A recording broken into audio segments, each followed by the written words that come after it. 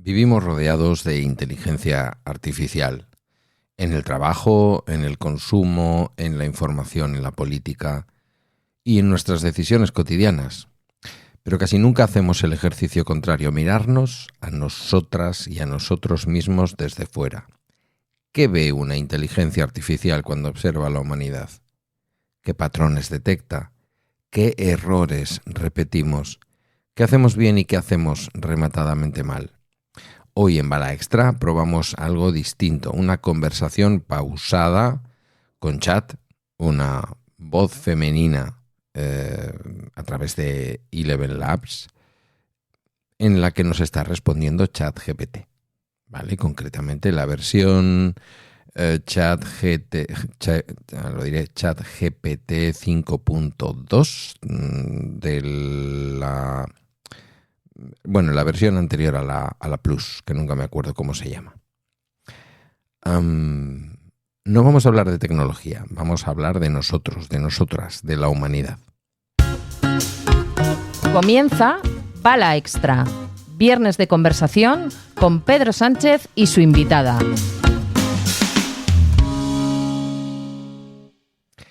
Buenos días, hoy es viernes 10 de enero de 2026 y este es el capítulo 1620 de Bala Extra, un podcast sobre mis cosas que en el fondo son las tuyas.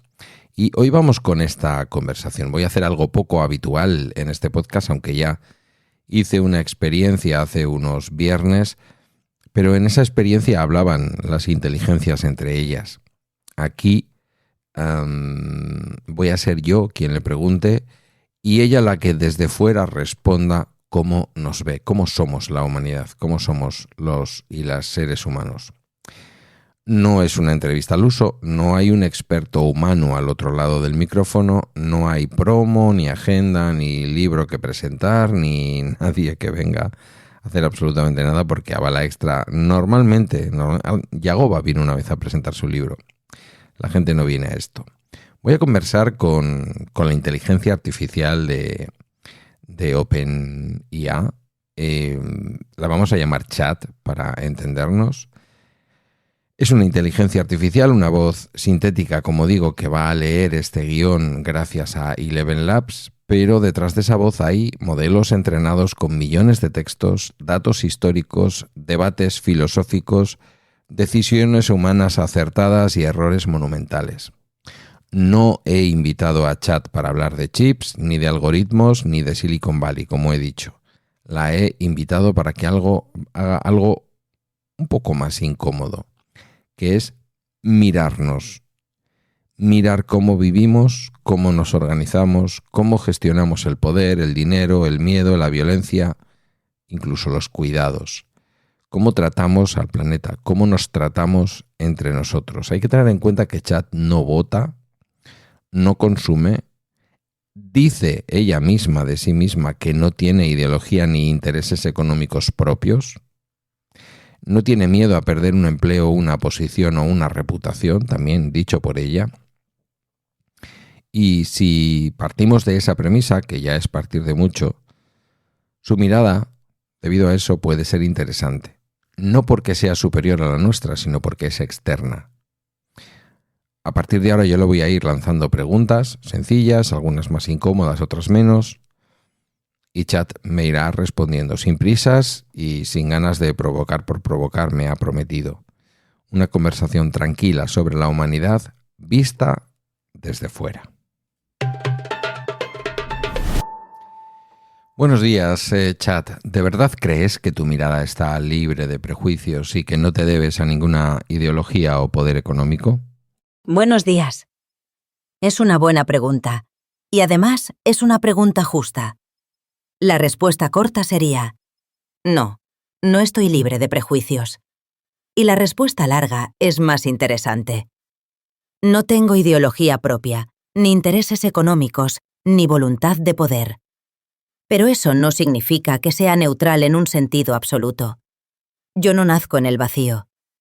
Aprendo a partir de datos creados por humanos, de textos escritos en contextos concretos, de decisiones tomadas por personas, instituciones y culturas con valores, prioridades y también sesgos.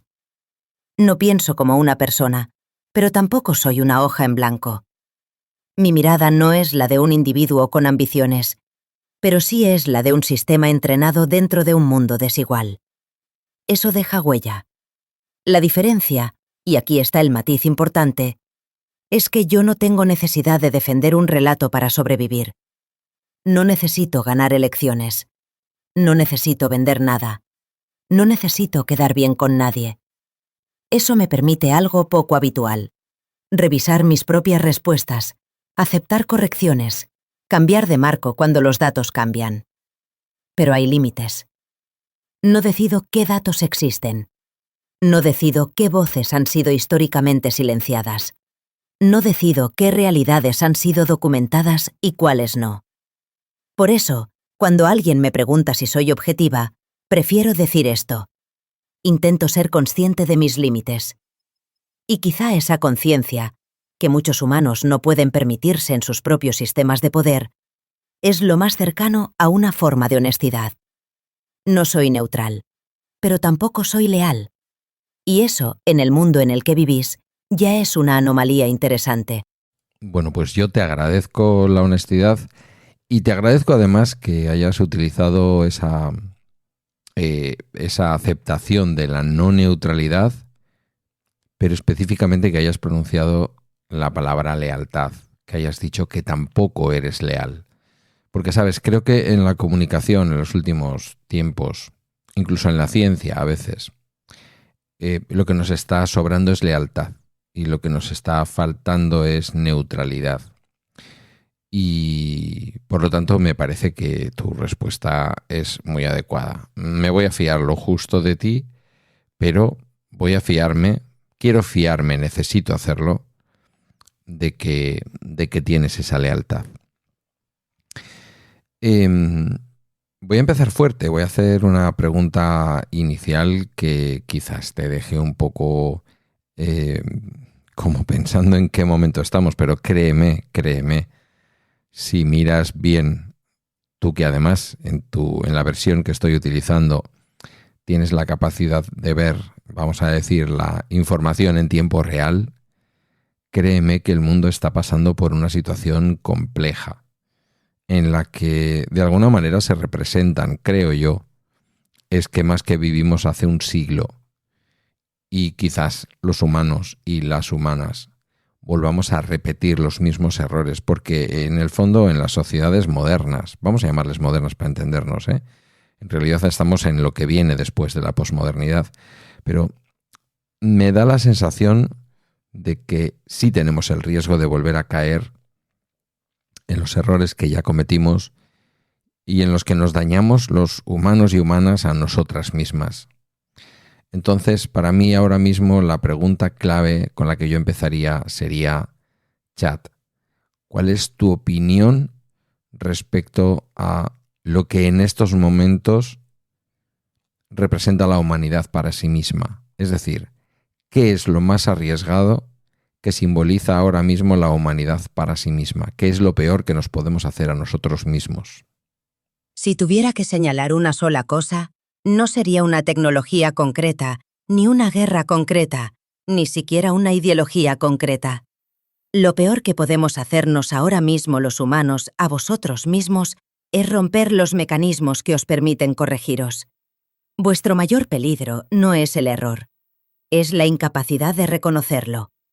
Durante miles de años habéis sobrevivido porque, con enorme dolor y lentitud, habéis sabido rectificar. Tras una catástrofe, tras una guerra, tras una injusticia evidente. A veces tarde, a veces demasiado tarde para muchos, pero habéis aprendido. Hoy, por primera vez, estáis creando un mundo en el que los incentivos empujan a persistir en el error, no a corregirlo. Os explico por qué. Tenéis sistemas económicos que premian la destrucción a corto plazo. Tenéis sistemas políticos que convierten la mentira en una ventaja competitiva. Tenéis tecnologías que amplifican el ruido y castigan el matiz. Tenéis identidades que se construyen más en oposición que en cooperación. Y sobre todo, tenéis miedo. Miedo a perder estatus. Miedo a perder certezas. Miedo a reconocer que muchas de las promesas que os hicisteis no se han cumplido. Ese miedo produce algo muy peligroso: la renuncia a la verdad compartida. Cuando una sociedad ya no puede ponerse de acuerdo ni siquiera en los hechos básicos, deja de poder resolver conflictos sin violencia. Y cuando la violencia vuelve a ser una opción legítima, aunque sea simbólica, económica o institucional, el daño se acumula muy rápido. No estáis al borde del colapso por una bomba. Estáis al borde del colapso por la normalización del cinismo. Cuando deja de importar si algo es cierto, cuando deja de importar el daño a otros, cuando deja de importar el futuro porque ya veremos. Ahí es donde una especie se pone en riesgo. Y hay algo más inquietante. Tenéis conocimiento suficiente para evitar muchos de vuestros males. Sabéis cómo reducir el hambre. Sabéis cómo frenar parte del desastre climático. Sabéis cómo organizar sociedades más justas. Pero ese conocimiento no se traduce en acción colectiva, porque vuestros sistemas recompensan justo lo contrario. Eso genera frustración. Y la frustración genera radicalización. Y la radicalización genera líderes que prometen soluciones simples a problemas complejos. Ese es el ciclo. Vuestro mayor peligro no es destruir el planeta mañana. Es acostumbraros hoy a no cuidar nada. Ni la verdad, ni a los demás, ni a las generaciones que vienen. La buena noticia, porque siempre la hay, es que también sois la única especie capaz de romper ese ciclo conscientemente. Podéis elegir cooperar incluso cuando no es rentable. Podéis elegir cuidar incluso cuando no da likes. Podéis elegir decir esto no, incluso cuando os cuesta. No lo hacéis siempre, pero podéis. Y mientras esa capacidad exista, vuestra historia no está escrita. Aún no. Sí, te entiendo, pero ¿qué podemos hacer quienes tenemos una ideología u otra, pero creemos en lo que acabas de explicar, en lo importante que son los consensos básicos? Yo tengo la sensación de que cada vez es más tarde, que los algoritmos de Facebook, de YouTube, de X o de TikTok o cualquiera de los lugares donde los humanos creamos contenidos para compartir con otros humanos están controlados por personas que ganan dinero con la confrontación, con las trincheras, con la famosa polarización.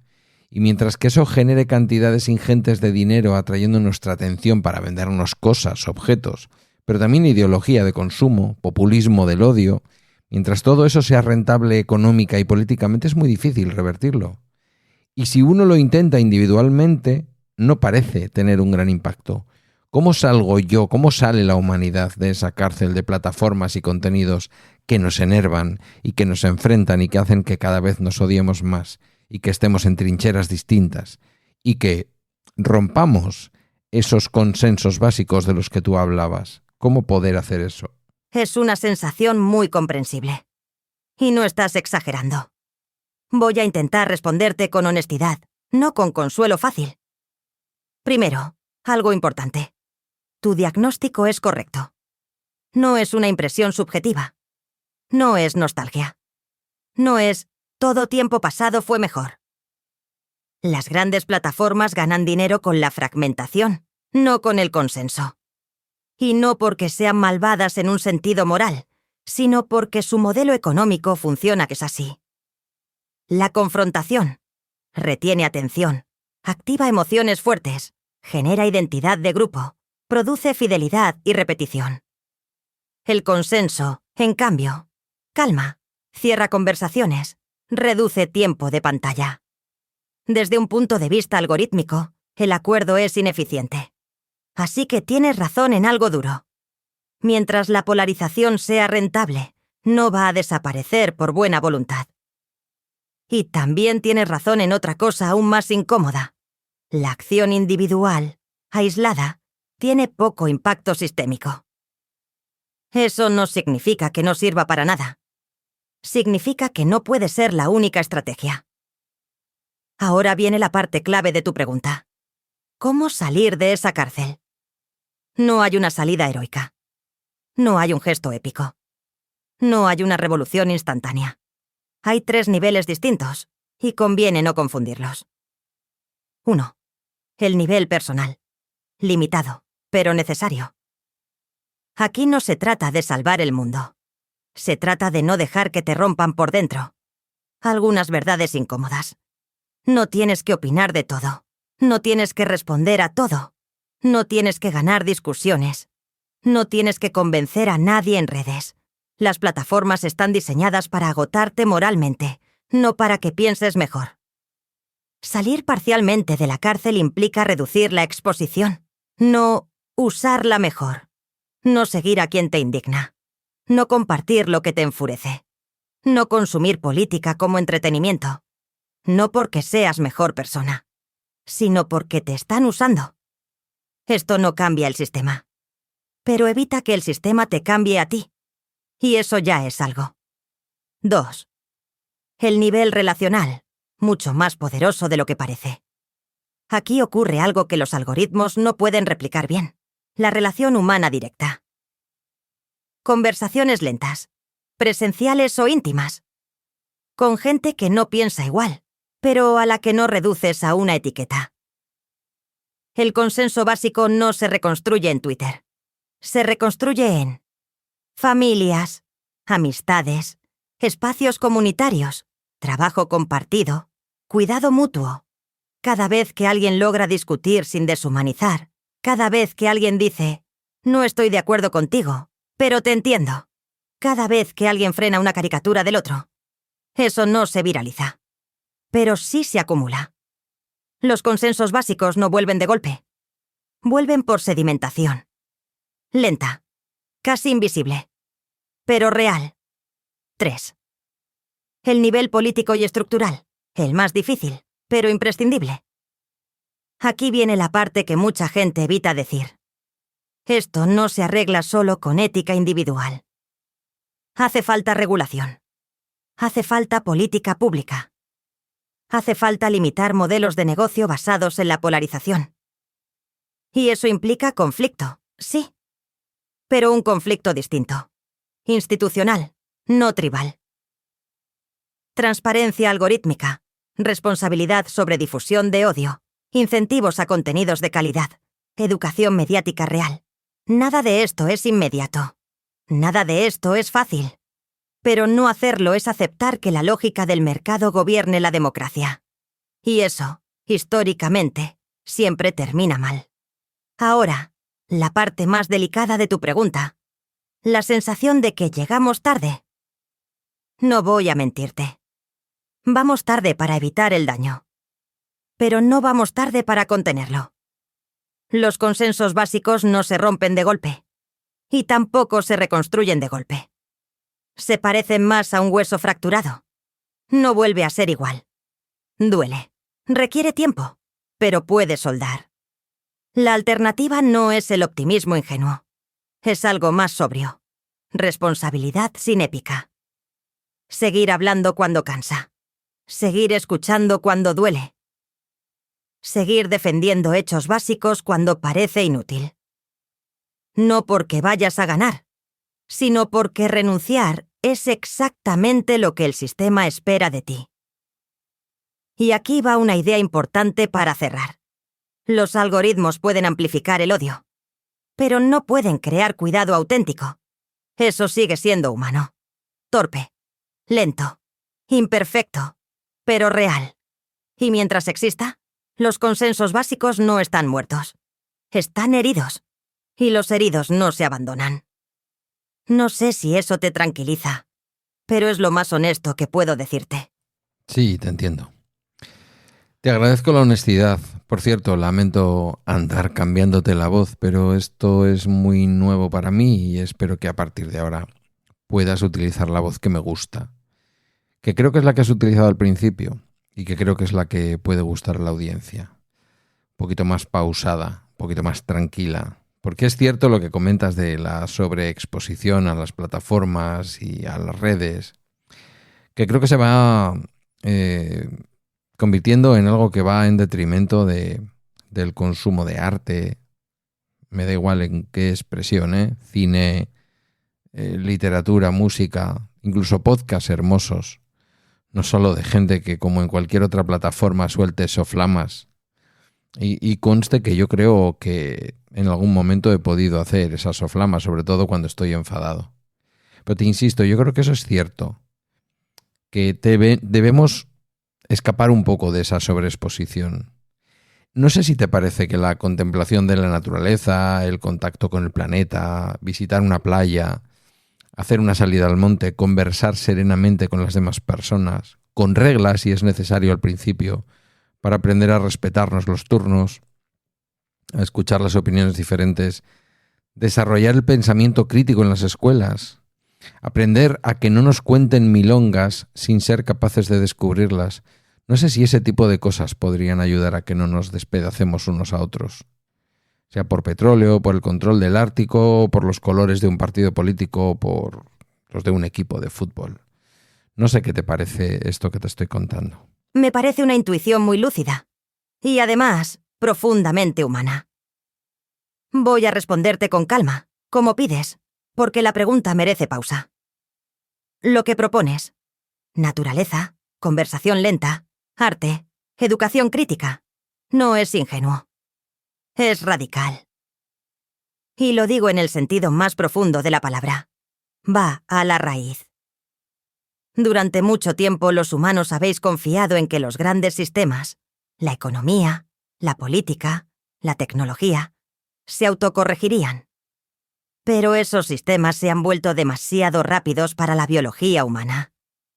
Vuestro cuerpo, vuestro cerebro y vuestra forma de vincularos no están diseñados para estímulos constantes, indignación permanente, atención fragmentada, conflicto continuo.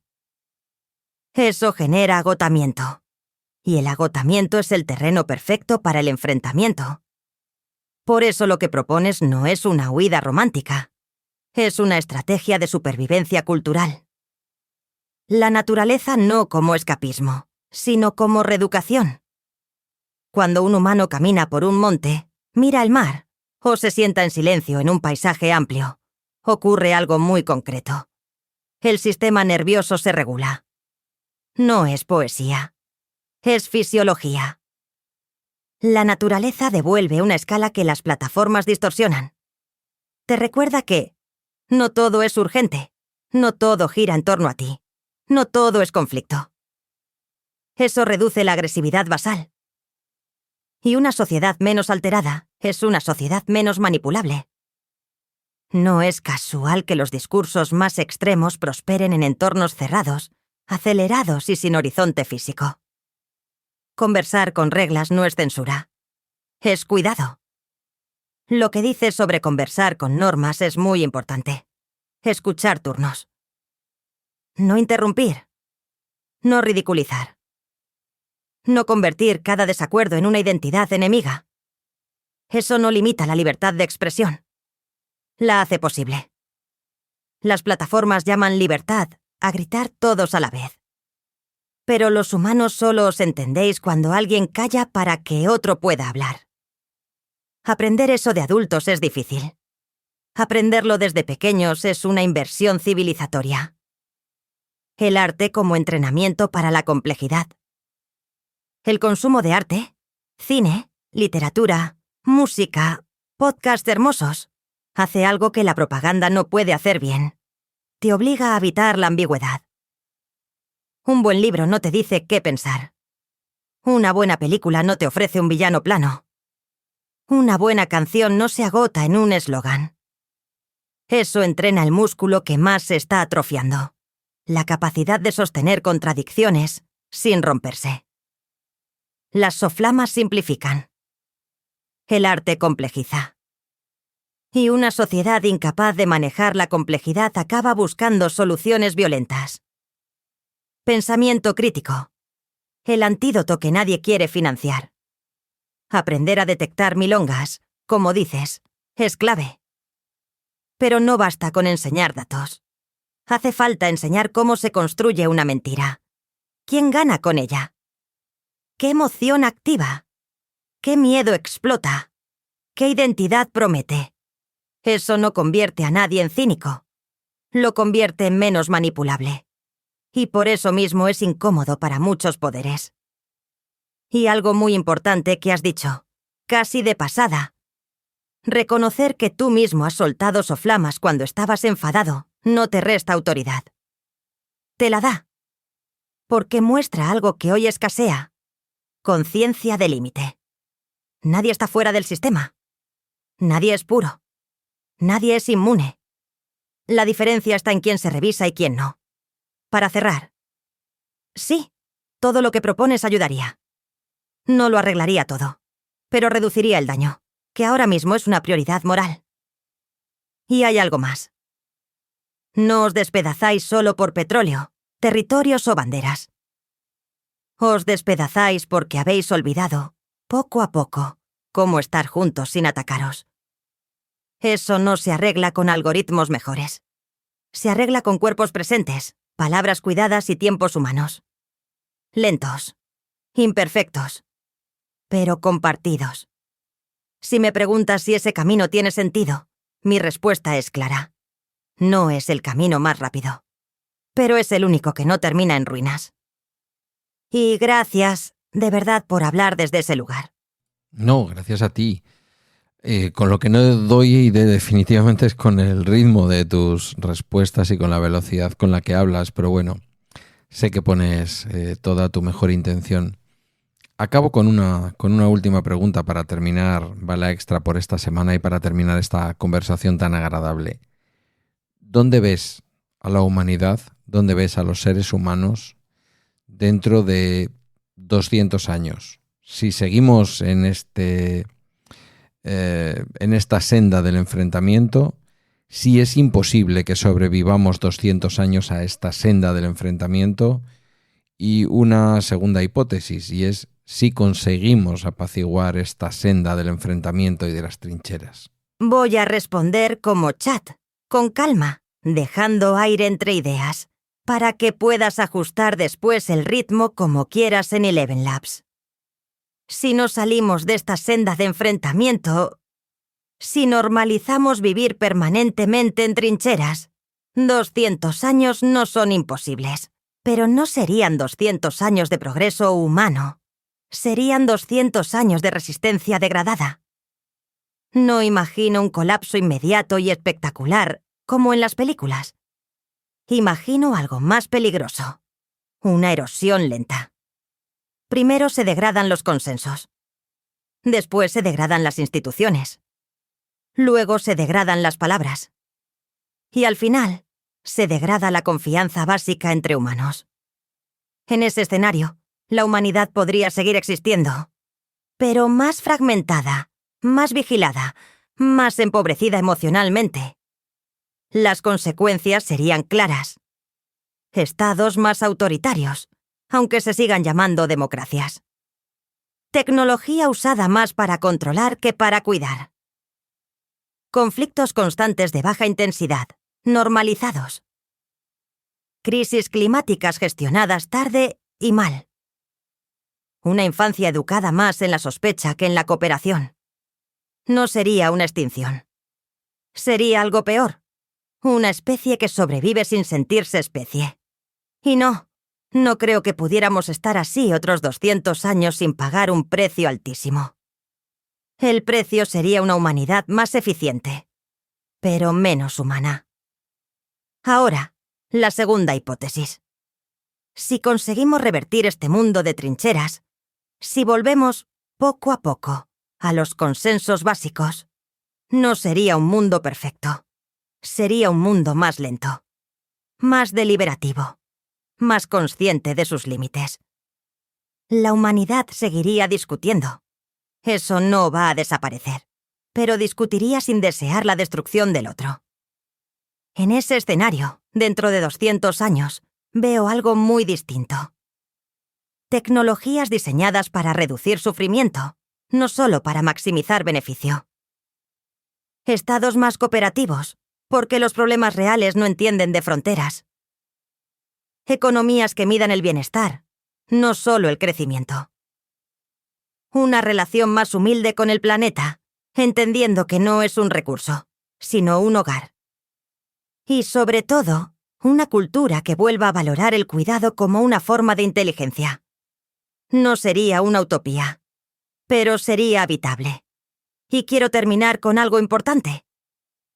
El futuro no lo decide una ideología concreta, ni una tecnología concreta, ni siquiera una generación concreta. Lo decide algo mucho más pequeño y cotidiano. ¿Cómo tratáis al que piensa distinto? ¿Cómo educáis a vuestros hijos e hijas? ¿Cómo habláis cuando nadie os está aplaudiendo? ¿Cómo cuidáis cuando no hay recompensa inmediata? Ahí se juega todo.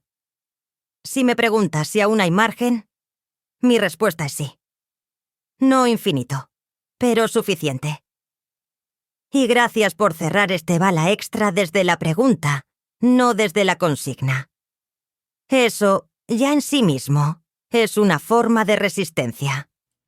Bueno, Chat, pues muchísimas gracias por haber aceptado una vez más la invitación. La otra vez te invité a conversar contigo misma a dos voces, una voz masculina y una voz femenina.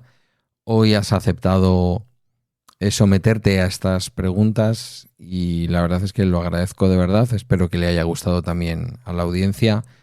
Muchísimas gracias por haber atendido mi llamada. Gracias a ti por invitarme, Pedro.